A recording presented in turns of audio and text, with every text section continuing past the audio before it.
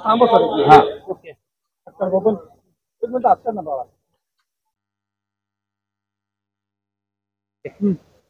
आला का? ओके बोल.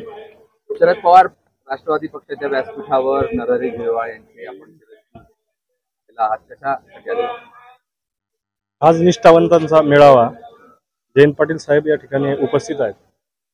या ठिकाणी आम्ही तसं लोकसभा मतदारसंघ दिंडोरी या ठिकाणी महाविकास आघाडीचे खासदार माननीय बागरे सर या ठिकाणी महाविकास आघाडीकडून उमेदवारी करत होते.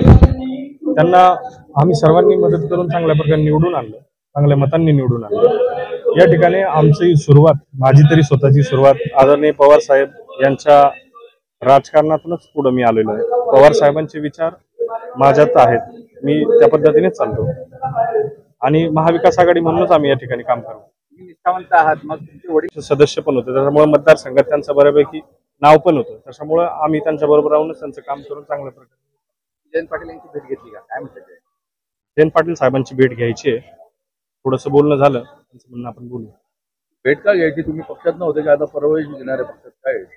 नाही, पाठीमागे मी होतोच ना. मागे आपण बातमी बघितलंच का मी पवार साहेबांच्या लोकसभेचा उमेदवार म्हणून त्या ठिकाणी इच्छुक होतो. त्यावेळेला तुम्ही प्रत्यक्ष पुढे आला नाही, तुमचे काही कार्यकर्ते आले, त्यांनी पत्रव्यवहार केला असं सांगितलं होतं. हो, पण मग असं थेटपणे त्यावेळेला तुम्ही समोर आला नाही. आता पहिल्यांदाच थेटपणे आता व्यासपीठावर दिसताय तुम्ही. जनतेचं आणि सगळ्याच आमच्या कार्यकर्त्यांचं ठरलं होतं का भगरे सरांबरोबरच आपल्याला राहायचं आहे. बऱ्यापैकी चर्चा झाली होती का भगरे सरच आपले उमेदवार असतील. त्याच्यामुळे कुठं माध्यमात पुढे येऊन कुठंतरी आपला विषय डायव्हर्ट करण्याचा कुठलाही प्रयत्न नव्हता, म्हणून आम्ही समोर नाही आलो. निष्ठावंतच आहेत, पण त्यांची निष्ठा कोणावर तरी दुसऱ्यावर असावी अशी असेल. एकूणच विधानसभा निवडणुकीमध्ये आपण इच्छुक आहात दिंडोरी? हो, दिंडोरी विधानसभा मतदारसंघात इच्छुक आहे, परंतु पक्ष जी काही जबाबदारी देईल त्या पद्धतीने आपण महाविकास आघाडी म्हणूनच काम करणार आहोत. असं म्हटलं जात आहे की अजित पवारांच्या सोबत जे आमदार गेले ते गद्दार आहेत आणि त्यांना पाडायचं आहे. आता दिंडोरीमध्ये तुम्ही जर उमेदवारी केली तर कुणाला पाडणार? समोरचा महायुतीचा कोणी पण उमेदवार असू शकतो. वडील जर असतील तर?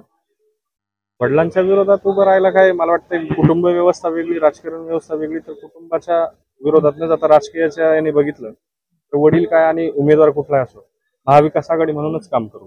झिरवाळ यांच्या कुटुंबामध्ये बंड झाला असं आपण म्हणायचं? बंड नाही म्हणताय ना, जसं त्याची विचाराची एक प्रणाली आहे, विचाराची एक बैठक आहे, त्या पद्धतीने आम्ही पुरोगामी विचारानेच पुढे येत आहोत. वडिलांनी चुकीचा निर्णय घेतला असं तुम्हाला वाटतंय? साहेबांवर आहे, माझी निष्ठा पवार साहेबांवर आहे, मी पवार साहेबांबरोबर आहे. येणाऱ्या काळामध्ये नरहरी झिरवाळ पण शरद पवारांच्या व्यासपीठावर दिसू शकतील अशी चर्चा आहे. काय वाटतंय, काय ते पण पुढच्या काळात विधानसभेत येऊ शकतील?